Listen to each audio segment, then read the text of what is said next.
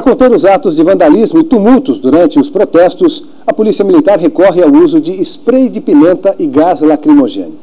Mas você sabe quais são os problemas que os jatos causam no organismo? Por que a pessoa atingida sente falta de ar? Quem explica para a gente é o oftalmologista Mário Giampaolo. Ele é chefe do Departamento de Cirurgia Refrativa e Clínico Geral do Hospital Oftalmológico de Brasília. Doutor, boa noite, muito obrigado pela presença aqui no Band Cidade. Primeiro eu queria saber o seguinte, quais são as substâncias? O que é que existe no spray que causa irritação? Bom, na realidade é muito importante a gente entender spray de pimenta. O próprio nome diz, é um concentrado retirado da pimenta. E a gente sabe que a pimenta ela tem a capacidade de agredir. O indivíduo pegando a pimenta e colocando em contato com a superfície, ela arde.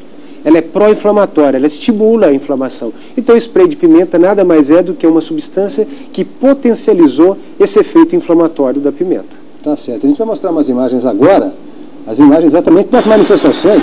Aí, ó. Imagina estar naquele local, naquele momento. Quais são as reações que esse spray de pimenta causa nos olhos, doutor? Bom, na realidade, não somente nos olhos, em todo contato com a superfície corporal ele vai agredir. Pele, mucosas, por isso e daí a dificuldade de respirar, e em contato com os olhos ele vai agredir a superfície ocular. Agredindo a superfície ocular vai causar lacrimejamento, ardência e às vezes chegando até a dor intensa, coceira e principalmente baixa turvação visual. E é isso que preocupa o indivíduo agredido com spray de pimenta, que o leva a cometer um erro que é muito comum no agredido, de esfregar os olhos. Não pode. Tem que ser evitado. Não pode esfregar os olhos. O que tem que fazer na hora, então? Bom, na realidade é muito difícil o indivíduo conseguir se manter calmo, porque ele está tendo o corpo agredido. Ele sente dor, a visão embaça, a gente chama de cegueira temporária, o que acontece, mas o ideal seria manter as mãos longe dos olhos, evitar água, já que o spray de pimenta é uma substância com base óleo-resina, e a água não tira óleo. Tinha que esperar melhorar os sinais e sintomas para ele tentar lavar aquilo com sabão, não jogar mais água. Afaste as mãos dos olhos, e o ideal seria ter um ventilador na frente dele para que tirasse aquele efeito, que realmente a dor é muito intensa. Agora, em relação à córnea, pode acontecer caso de cegueira, por exemplo? Bom, são consideradas armas não letais, ou seja, o dano permanente não é o propósito dessas ferramentas.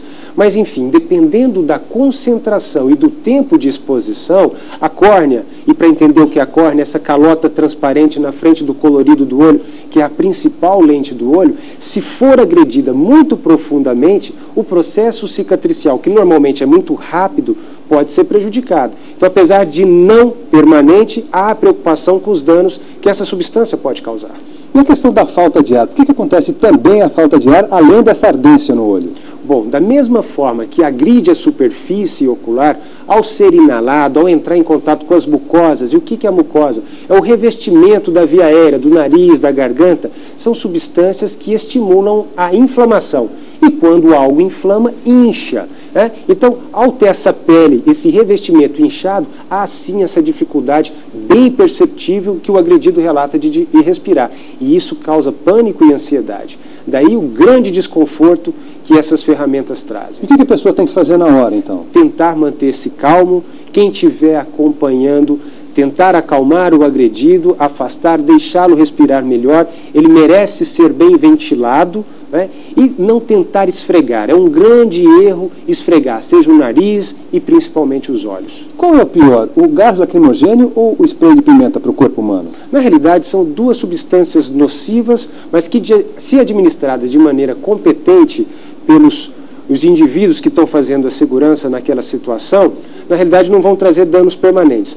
As duas têm potenciais iguais. Agora, o gás lacrimogêneo, que na realidade não é um gás, ele é um pó, ele pode ter um dano mais permanente, porque o indivíduo se paralisar e ficar ali exposto àquela substância, realmente ele vai ser mais agredido. E a pessoa que tem asma, doutor, ela não deve participar então de uma manifestação como essa? É uma preocupação muito grande. O indivíduo atópico, muito alérgico, independentemente de ser o asmático, porque a resposta dele à agressão a essa substância pode ser muito mais intensa do que a resposta esperada no indivíduo normal. Então é um risco muito grande para o indivíduo alérgico ser exposto a tais substâncias.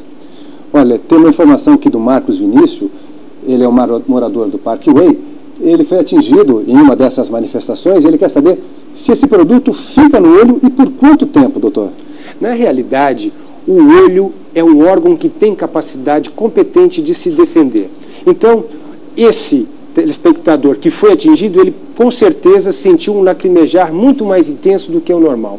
Ou seja, era o próprio organismo dele tentando eliminar aquela substância que estava agredindo. E a pálpebra, que é um anexo ocular, entra aqui de maneira competente. Quer dizer, o reflexo do piscar aumenta muito. E a gente orienta que até de maneira voluntária ele aumente o reflexo de piscar, ou seja, que ele pisque bastante. Mas, em média, nas 24 horas após, já não teremos mais essa substância agredindo. Tá certo. Doutor Mário Giampaolo, muito obrigado pela participação aqui no Band Cidade. Boa noite para o senhor, viu? Boa noite, foi um prazer falar com vocês. Muito obrigado.